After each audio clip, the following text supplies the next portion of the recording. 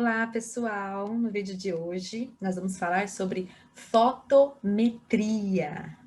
Foto, luz, metria, medida. E, nesse caso, aplicada à iluminação natural, que é o conteúdo que a gente vai estar trabalhando nessa unidade, né? 1 do nosso semestre, beleza?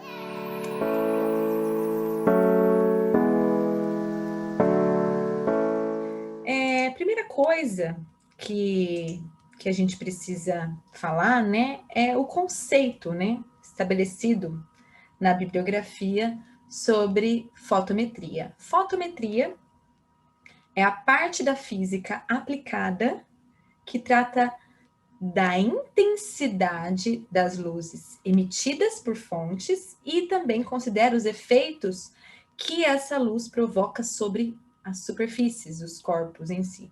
Então, não é só uma questão da luz incidente, mas sim o efeito dessa luz a partir do momento que ela é interceptada pelos corpos, pelas superfícies também. É o ramo da ciência que trata da medição da luz, e por isso que o conceito é de intensidade. Nós não estamos falando aqui em qualidade necessariamente, mas de intensidade. E ele se aplica não somente às fontes produtoras de luz, mas também aos objetos. Então, discussão, está envolvido nos estudos relacionados à fotometria, tanto as fontes de luz quanto as superfícies iluminadas por essas fontes ou objetos iluminados por essas fontes, ok? Deixa eu ligar aqui meu spotlight. Prontinho.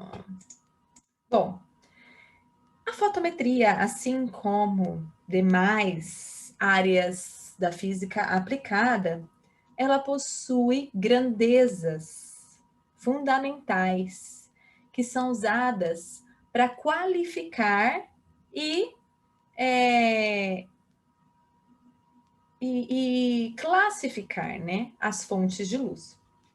Essas grandezas ligadas à iluminação natural são iluminância, que é representada pela letra E, luminância, que é representada pela letra L, e contraste, que é representado pela letra C, ok?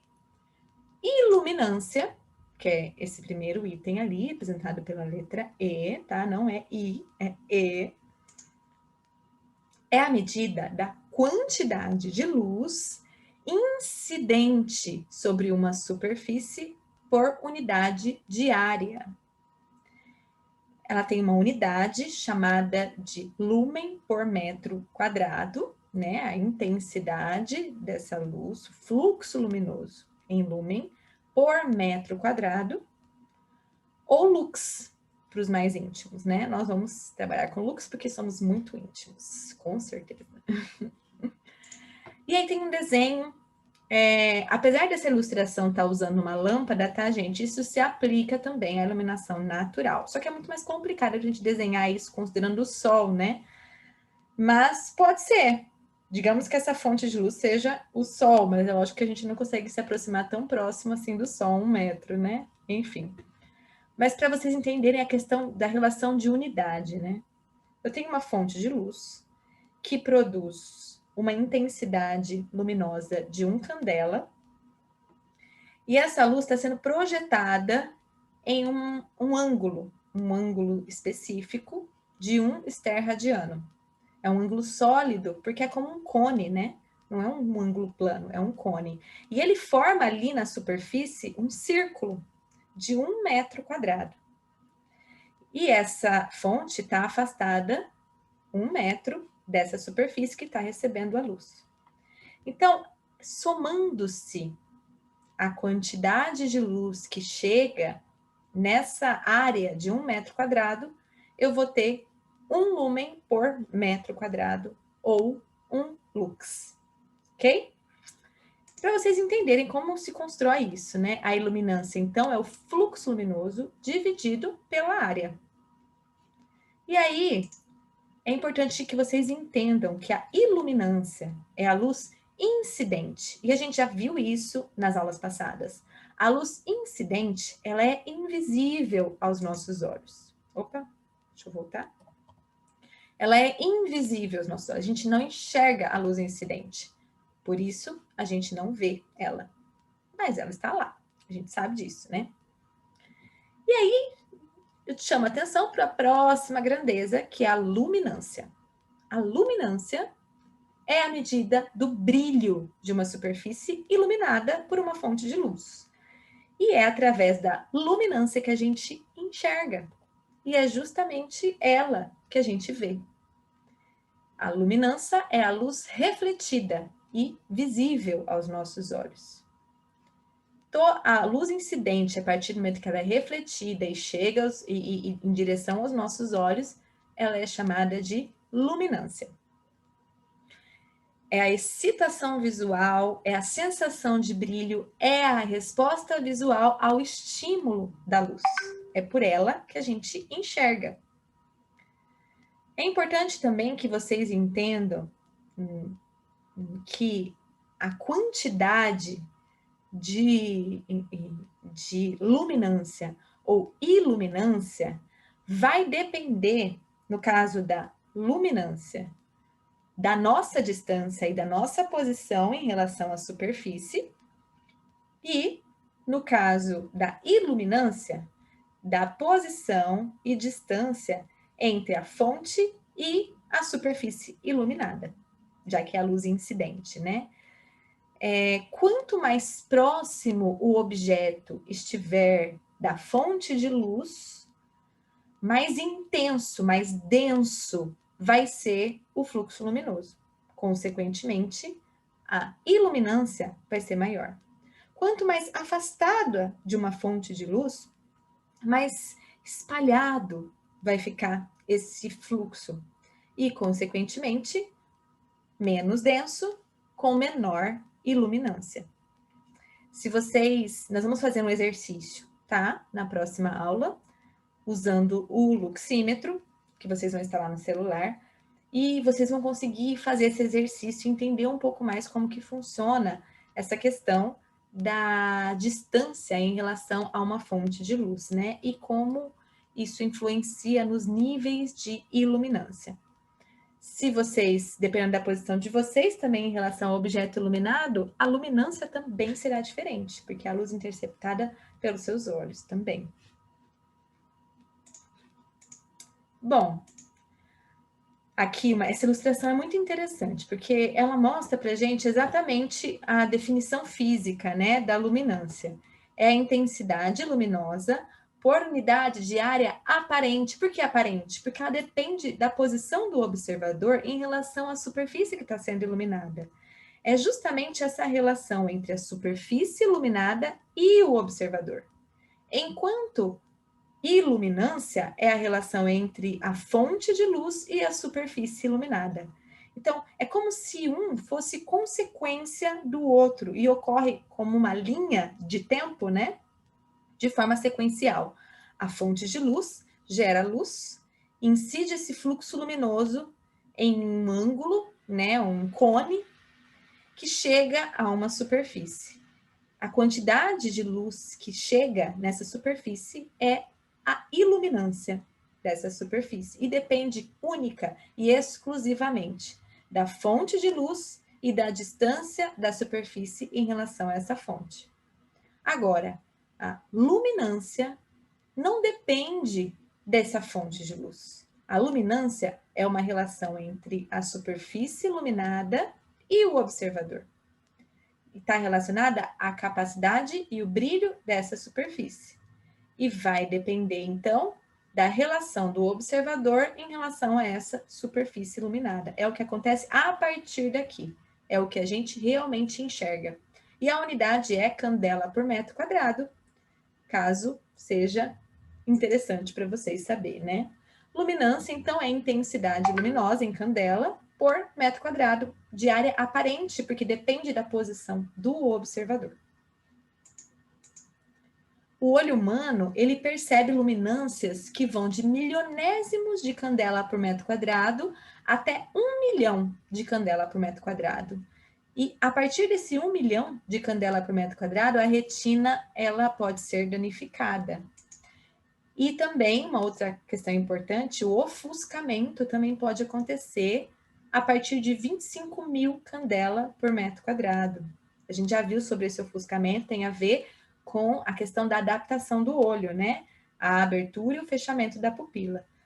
Quando a pupila se dilata muito, né? Abre muito, né? E de repente ela é exposta a uma condição, ou vice-versa, né? Ela é exposta a uma condição de pouca luz e de repente a luz é acesa, mas quando ela é exposta a uma condição de muita luz, a nível de 25 mil candela por metro quadrado, e de repente cessa-se essa disponibilidade, né? Ela tem que abrir de novo para condição nova de luz, ocorre o ofuscamento. E aqui eu tenho alguns valores de luminância de algumas superfícies, né? O Sol, ó, só para vocês entenderem, ó, lembra que a partir de 1 milhão a nossa retina é danificada? Qual que é a quantidade de candela por metro quadrado do Sol? 1,6 bilhões de candela por metro quadrado. É muito mais do que o máximo que a gente consegue suportar. Por isso, não olhem diretamente para o Sol, pois isso pode danificar a sua retina. Muito cuidado, não é falácia da mamãe e do papai, não. A professora confirma. Não olhem, pode ser muito perigoso para seus olhos. E aí a gente tem algumas outras informações, mas olha que legal aqui, ó. Isso, eu quero chamar a atenção para isso daqui. No papel branco, ele tem um fator de reflexão, ou uma refletância, ou um albedo, como a gente falou nas aulas passadas, de 80%. Quer dizer que dos 100% de luz incidida sobre ele, 80% é refletida, ou seja, se torna luminância, né? Um papel cinza, o fator de reflexão é 40. Então, dos 100% da luz que chega nele, 40% vira luminância. E o papel preto, dos 100%, só 4% vira luminância. O restante é absorvido ou transmitido, dependendo da espessura desse material. Então, aqui, todos eles receberam uma iluminância, ou seja, a luz incidente, estão todos posicionados na mesma distância em relação a uma mesma fonte de luz e eles estão recebendo ali 400 lux, a luz incidente. É o 100%. Então, somente 100 é transformado em luminância. E nesse caso, não é 100 lux, tá, gente? É 100 candela por metro quadrado. É uma outra unidade. Ela muda a propriedade quando ela se torna luminância, tá? Importante lembrar disso. Apesar de a gente entender, né, que a radiação seria só 20% desses 400 lux é refletido, mas como a propriedade muda, isso não necessariamente vai ser 20% de 400, né? Então, na verdade, desses 400 lux em um material com 80% de reflexão, nós vamos gerar 100 candela por metro quadrado. Esses mesmos 400 lux em um material que reflete 40%, 50 candela por metro quadrado. E mesma quantidade de luz em um material que reflete 4%, 5 candela por metro quadrado. Então, apesar de não ser uma matemática exata, mas a relação é muito parecida, né? As relações, as proporções em relação à reflexão. Então, por exemplo, 40% é metade da reflexão dos 80%. Consequentemente, a luminância produzida por um material que reflete 40% é metade da luminância produzida por um material que reflete 80%. Da mesma forma, o material que reflete 4% é 10% da reflexão do material que reflete 40%. Da mesma forma, a luminância produzida também é 10% da luminância produzida por um material que reflete 40%. Então, a relação é direta, apesar da matemática não ser direta entre luminância e iluminância, ok? Porque ela depende de propriedades específicas do material e não somente da luz incidente, ok? E o contraste, que é a diferença de luminância, de brilhos, entre um objeto e o seu entorno. Ó, contraste é a luminância de um objeto menos a luminância do seu fundo, dividido pela luminância do fundo. Para que é relevante saber sobre contraste, né? Por questões de segurança, é muito importante. Se nós temos objetos dentro de um espaço e o fundo desse objeto tem luminâncias muito parecidas com a luminância do objeto, nós temos muita dificuldade em reconhecer, identificar esse objeto como um objeto separado do seu fundo. Imagina vocês em uma sala toda branca, com móveis brancos, com degraus brancos, com objetos todos 100% brancos no espaço.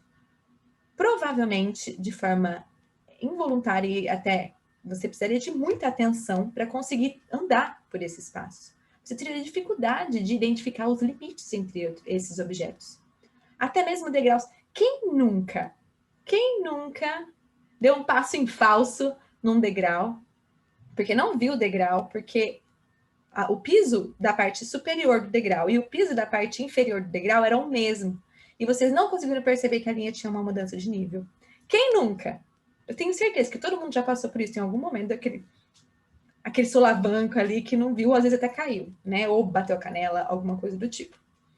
Então, por isso o contraste, ele é importante, por questões de orientação e segurança dentro do espaço. É lógico que também pode ser um recurso de identificação, de destaque, né, usado no contexto da arquitetura de interiores. Mas quando a gente utiliza o contraste como uma grandeza fundamental da fotometria, ele está relacionado especificamente a questões de segurança e orientação dentro dos espaços arquitetônicos, ok?